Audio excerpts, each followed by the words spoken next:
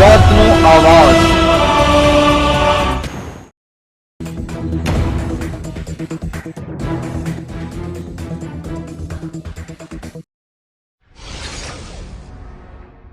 ભરૂચ જિલ્લાના ટંકારિયા તથા પંથકમાં ઈદ ઉલ ફિત્રની હર્ષોલ્લાસ સાથે ઉજવણી કરવામાં આવી।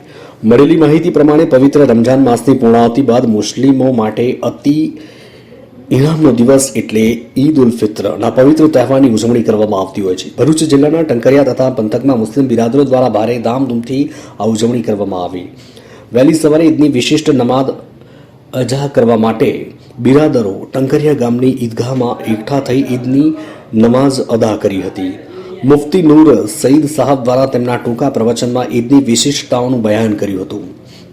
ત્યારબાદ જામે મસ્જિદના ખતીબ મૌલાના અબ્દુલ રજાક સાહેબે સમગ્ર માનવજાતની ભલાઈની તથા સમગ્ર દેશમાં લોકોમાં ભાઈચારો શાંતિ તથા દેશની ઉન્નતિની દુઆઓ ગુજારી। બાદમાં તમામ બિરાદરોએ એકબીજાને ગળે મળી ઈદની મુબારકબાદી પાઠવી હતી। ત્યારે ગુજરાત ટુડેના પ્રકાશક અઝીઝ ટંકારવીએ તમામને ઈદની ખૂબ મુબારકબાદીઓ પેશ કરી હતી।